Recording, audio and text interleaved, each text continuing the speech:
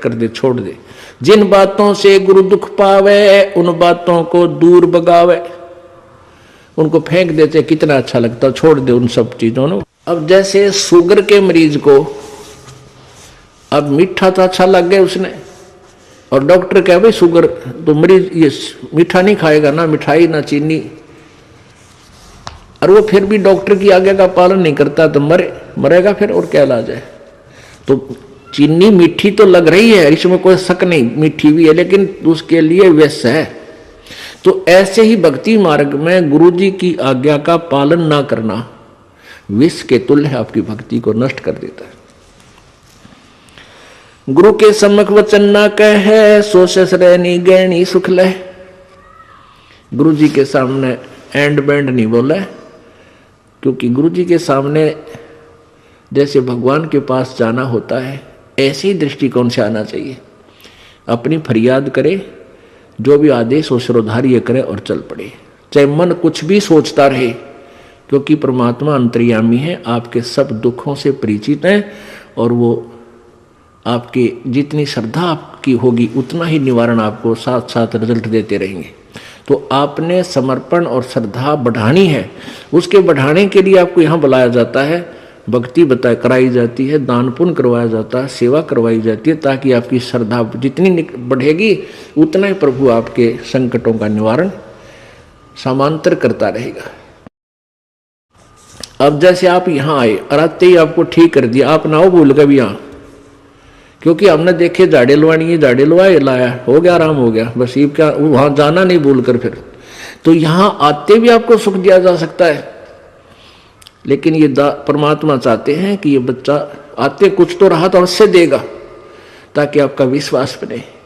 और आप पर आज कलयुग में आगे हो इतने पाप है, गिनती नहीं, एक सुख थोड़ा बहुत मालिक अपनी तरफ से अवश्य देता आपको। फिर 100 संकट और हैं भी तो आपके ऊपर बैलेंस, वो भी निवारण करवाने हैं, तो फिर आपको बुलाया जाता है कि आप महीने में एक बार अवश्य आइए।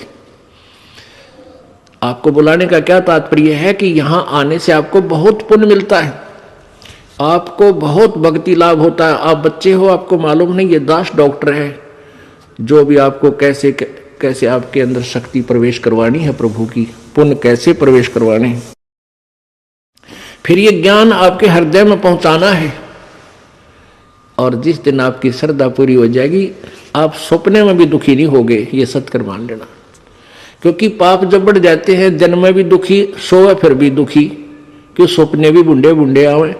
और जब आप भक्ति करोगे, ढंग से लग जाओगे, आप वैसे भी सुखी, और स्वप्न में भी परमात्मा की भक्ति है, आरती करते होगे, कभी मंत्र कर रहे होगे, कभी मेरे गुरुदेव भगवान ये गा रहे होगे, स्वप्न में भी सुखी, यानी भक्ति स्वप्न में भी हो रही होगी।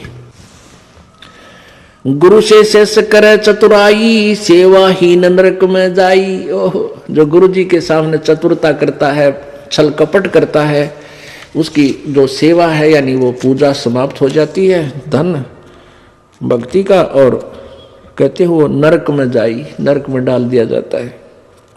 शेष होए सर्वस नहीं वारे, ये कपट मुख प्रीत उचारे। शेष होके और समर्पण नहीं किया तो क्या काय का भगत वो, और हिये कपट मुख प्रीत उचारे। अंदर तो दोष है, ऊपर तो मीठा बोला है, ये भगवान को पसंद नहीं।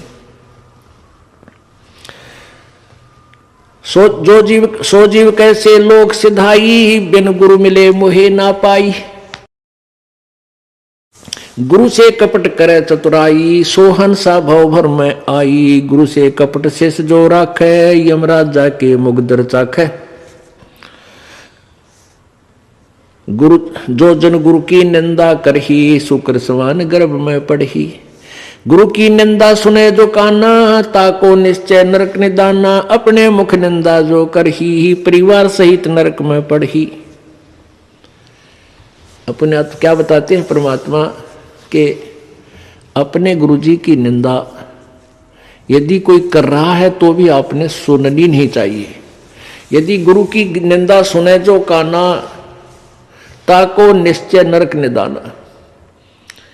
जिसने गुरुजी की निंदा कान से भी सुन ली किसी नालायक ने, कहते हैं तो भी तू नरक में जाएगा, तेरा नाम खंड हो जाएगा।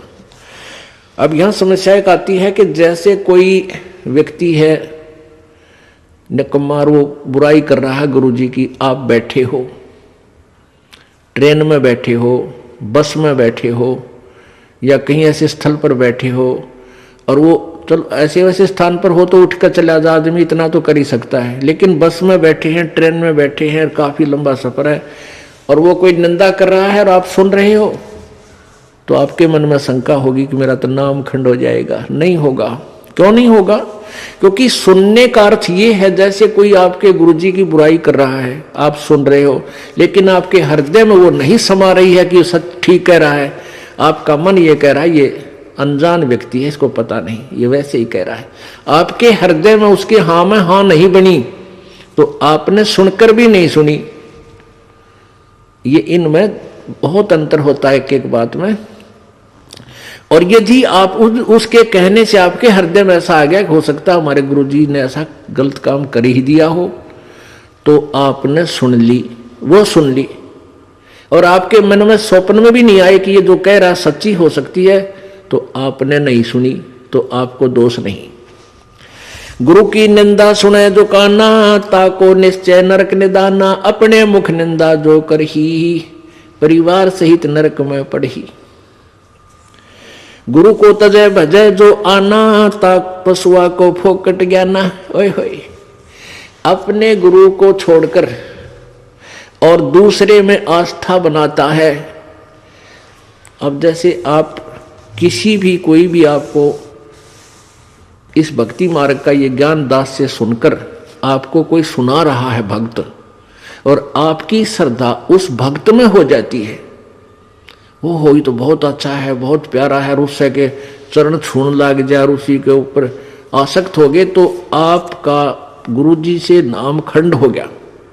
इस दृष्टिकोण से परमात्मा कहते हैं गुरु को तजय भजय जो आना, ता पशुआ को फोकट ज्ञाना। उस पशु ने को कोई ज्ञान नहीं है, वो भक्त नहीं है। जो अपने गुरु को छोड़कर दूसरे में ठीक श्रद्धा बनाता है, उसमें आसक्त होता है, उसी को पूजा शुरू कर देता है। अब पुण्यात्माओं, एक एक पॉइंट पर बहुत गहराई सोचना है। अब कोई भक्त ज्ञान सुना रहा है, बहुत अच्छी बात है, उसके द्वारा सुने ज्ञान पर अमल करे और उससे कहे भाई मुझे भी गुरुदेव के पास ले चलो, मेरा कल्याण करा दो। और आपने नाम ले रखा है और फिर कोई चर्चा चलती है, ऐसी कोई बात नहीं, फिर भी सुनो। और कोई पुराना भक्त है, वो अच्छी अच्छी बातें बताएगा तो बहुत अच्छी बात है, गदगद हो जाओ कि मेरे गुरुजी ने कितना अच्छा ज्ञान दिया हुआ इस बच्चे को, भाई को, बहन को, और ये सब गुरुजी का ही दिया हुआ ज्ञान है, इसका नहीं है। तो उसमें आपको एज ए भाई यानी गुरु भाई गुरु बहन तो आपकी श्रद्धा हो सकती है, लेकिन अन्य दृष्टिकोण से, क्योंकि हम फिर उस पर इतना आसक्त हो जाते हैं, उसको फिर प्रणाम करने लग जाते हैं, बड़ा अच्छा भगत है, तो ऐसे ये बीमारी हमारे भगत समाज में पड़ी रही और इसका लाभ ये काल उठा गया। जैसे कमाल था, कमाल वो मुर्दा जिंदा किया था प्रभु ने। एक दरिया में बहता हुआ मुर्दा शव जा रहा था 12-13 वर्ष के बालक का, और एक शेख तकी था सिकंदर लोधी, दिल्ली के बादशाह का धार्मिक पीर। वो कबीर जी से ईर्षा करता था, और कबीर परमेश्वर जी की कृपा से सिकंदर लोधी दिल्ली के सम्राट का असाध्य रोग दूर हो गया था, जो शेख तकी से भी नहीं हुआ था, किसी से भी नहीं हुआ था।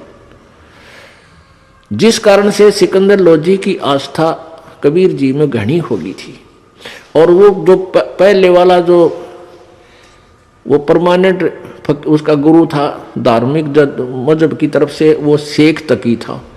तो उस शेख तकी ने जब देखा कि कबीर जी में, मेरे सम्राट की, मेरे शिष्य की कबीर जी में ज्यादा श्रद्धा होगी है, तो ईर्षा करने लग गया कबीर जी से।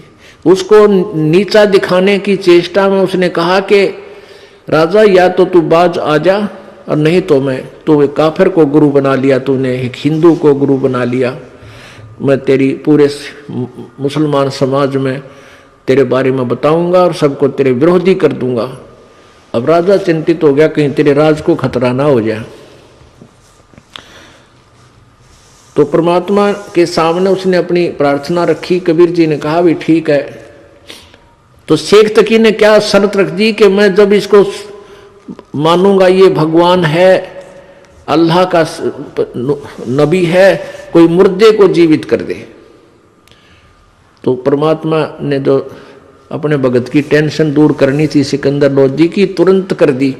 जिस दरिया के किनारे वो खड़े थे वहीं पर एक मुर्दा बच्चे का शव बहता हुआ आ गया। कुछ कबीले ऐसे होते हैं, ना तो वो गाड़ते जमीन में, ना सभा करते, वो जल प्रवाह कर देते हैं मृत्यु होने के बाद के पशु जीव जंतु इसके शरीर का मांस खा कर दुआ देंगे। ऐसे सुसज्जित एक बना करके प्लेटफार्म सा, फ्लोट सा, एक घास फूस का जो तैरता रहे ऐसा बना देते हैं, बेड़ा सा, उसके ऊपर शव को लुटाकर और चलता कर देते। तो उसी समय वो लड़के का शव आ गया। परमेश्वर कबीर जी ने अपनी शक्ति से उसको जीवित कर दिया था। तो सभी ने कहा कमाल कर दिया, कमाल कर दिया। उसका नाम कमाल रख दिया और उस बच्चे को अपने साथ अपने बालक रूप में, शिष्य रूप में रख लिया। अब वो युवा बालक हो गया। कुछ दिनों के बाद 10-15 साल में 20-25 वर्ष की आयु का हो गया।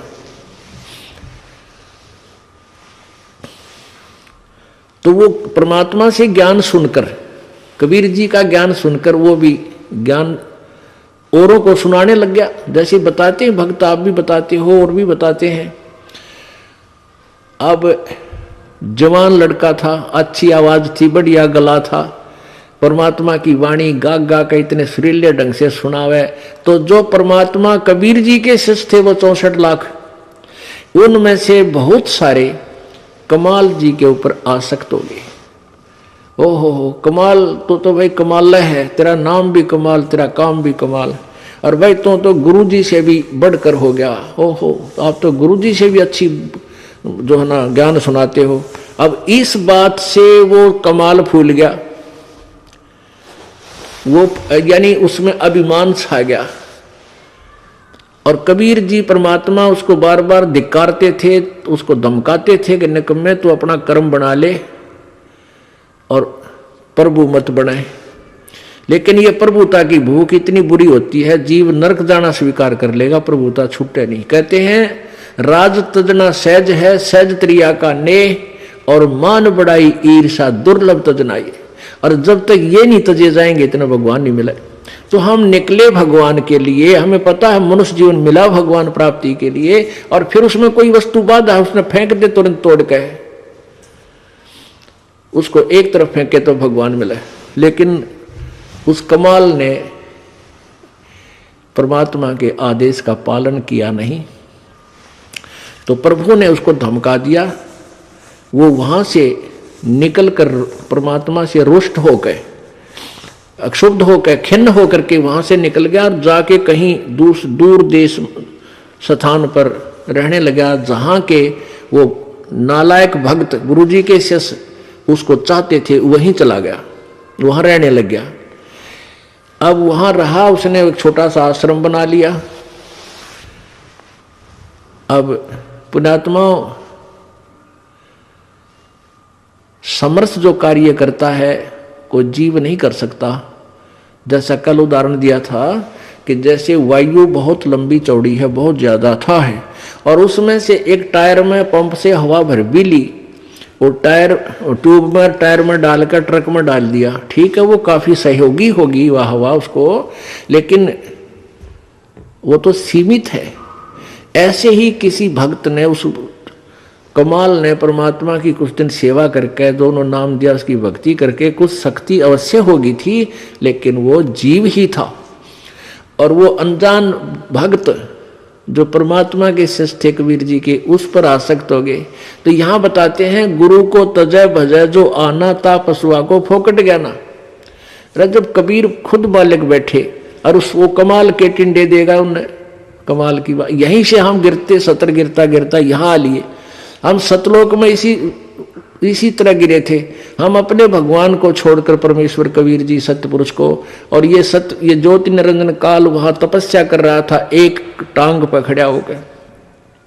हमने अपने भगवान से हृदय हटा के इसमें लगा लिया और इसका फल यूं मिला, गधे कुत्ते सूअर 84 लाख योनियों में कितना कष्ट उठा रहे हम, और फिर वही फिर दोहरा रहे हैं क्योंकि ज्ञान नहीं हमने। तो उसने क्या किया, कमाल ने वहां रहने लगा। अब जो भक्त परमात्मा के पास आते थे उनको सुख होया करता खूब, अब वो चेले बन गए कमाल के। अब 5-4 वर्ष तो उनके काम ठीक चले, क्योंकि जो हैंडपंप से पानी उन्होंने ले लिया था वो जब तक चला उनकी पुण्य कमाई, तब तक तो वो दुखी हुए नहीं। फिर कोई काम उनका होने लगा नहीं, तो धीरे धीरे वो कमाल से भी हट गए। अब कमाल ने 5-4 और चेले रख रखे अपने आश्रम में रख रहे, तो वो कहने लगे गुरुजी यहाँ भगत तो आने ही बंद हो गए। तो उन्होंने कहा भाई यूं करे कि गुरुजी का जन्मदिन मनावांगे कल, जेठ की पूर्णमासी आ गई, सब न कह दे भाई कल जेठ उतरते की पूर्णमासी है और गुरुजी का प्रगट दिवस मनाएंगे और खीर खार बनावांगे, भंडारा करेंगे, सभी गांव वालों दूध लाइयो, दूध पहुंचाना। अब पहले कोई समागम करता था तो गांव वाले खुश होकर दूध ले जाते थे और ठोक देते थे ड्राम के ड्राम। अब किसी का लाभ होया नहीं, सारे की बयानवटी होगी, दूध रहा ना ढंगता, तो सब कपटी हो गए। अब सब ने सोचा भी बखत से दूध डालावांगे और ना डाल कावांगे तो यू नाराज हो जाएगा, कदे शराब स्वरूप ना दे दे। कमाल है। और प्रत्येक के मन में, क्योंकि परमात्मा कबीर जी खेल खेलते हैं। अब वो जो भगत थे गांव वाले, जो 50, 60, 100 जितने भी थे, उन्होंने सबके मन में के दुर्भावना आ गई कि बखत तो उठ कर सबसे पहले मुंह अंधेरे जाऊंगा और दूध की जगह पानी का लोटा डालूंगा, किसने बेरा पट्टा है। अब सुबह सुबह लाग गई लाइन, अकमारा जी सत साहेब, कहाँ भाई सत साहेब, आज दूध लाए हैं, डाल दो भाई वहाँ ड्राम में जो पहले कराया करते। अब कपड़ा उठावें और पानी तरड़ा डालें, नो गुरुजी ने महाराज जी ने पता लग जाएगा हाँ डाल रहा है कुछ, दूध डाल गया। एक आधे भगवान ने उसमें दो चार दूध भी डाल दिया होगा। कमाल बोला भाई आता दूध बहुत आ गया और बच्चों खीर बना लो। अब वो लगे खीर बनाने, वो ड्राम पानी का भरा, थोड़ा बहुत दूध उसमें कितना गिर गया को भगवान। तो कहने लगे गुरुजी तो सारा पानी का फुल भरा है। कमाल बोला झूठ बोलो, देखा जाएगा सारा पानी का भरा, किसकी खीर बनी थी। इतना शर्मिंदा हो गया, रात्रि में उस आश्रम ने छोड़ दिया, पता नहीं कित मरिया जाके छोड़ चल गया। तो इस प्रकार परमात्मा कहते हैं अब आप भी मरिया और उन शिष्यों उन पुण्यात्माओं को ले डूबा, नकमी आत्मा जो परमात्मा से जुड़ी थी। गुरु को तजय भजय जो आना, तापसुआ को फोकट ज्ञाना। गुरु से बैर करे शिष जोई, भजन नाश और बहुत बिगोई। पीढ़ी सहित नरक में पर ही, गुरु आज्ञा शिष लोप जो कर ही। चेला अथवा उपासक होई, गुरु सुमुख ले झूठ संजोई। निश्चय नरक पड़े से सोई, वेद पुराण भाकत सब कोई। सम्मुख गुरु की आज्ञा धारे, और पीछे ते सकल निवारे। एक सामने आकर के तो हाँ जी हाँ जी हाँ जी, और पीछे ते छोड़ देने कि इधर फिर देखेंगे। तो कहते हैं सम्मुख गुरु की आज्ञा धारे और फिर और पीछे ते सकल निवारे, यार सब ने रिजेक्ट कर बैठे। ऐसे नकली शिष्यों का उद्धार नहीं होता। सोच से घोर नरक में पड़ही, रुद्राद पीवे नहीं तरही। मुख पर वचन करे परवाना, घर पर जाए करे विज्ञाना। मुख पर तो सारी बात माने और घर पर जाकर चौधरी पाक अपने हिसाब से सेटिंग करना, नो ऐसे ठीक नहीं गुरु, ये ऐसे होना चाहिए। तो परमात्मा कहते हैं आप जीव हैं और जीव संज्ञा में ही रहना चाहिए। आपने परमात्मा की आज्ञा में कोई भी दोष नहीं निकालना चाहिए, फाइनल हो। अब गुरु जी की आज्ञा देगा आपको। हम क्या आज्ञा देते हैं भाई, बीड़ी मत पीना, शराब मत पीना, तम्बाकू मत पीना, बुराई ना करना, चोरी मत करियो, रिश्वत मत लेना, भगवान पर विश्वास रखना, भक्ति करना, आन पाशा मत करना। और ये सारी ही ना करने की है। और ये आज्ञा पालन करने की है। और ये भी नहीं करोगे फिर भगत कैसे, व्यर्थ। मुख पर वचन करे परमाना, घर पर जाए करे विज्ञाना। जहां जावे ता निंदा करही, सोच घोर नरक में पड़ही। ऐसे शेष को ठाहर नाही, गुरु विमुक्त लोचत मन माही। वेद पुराण कहे सब साखी, साखी शब्द सब है यो बाकी। मानुष जन्म पाए कर खोए है, सतगुरु विमुखा युग युग रोए। अब सतगुरु से विमुख होने वाला कहते हैं युग युग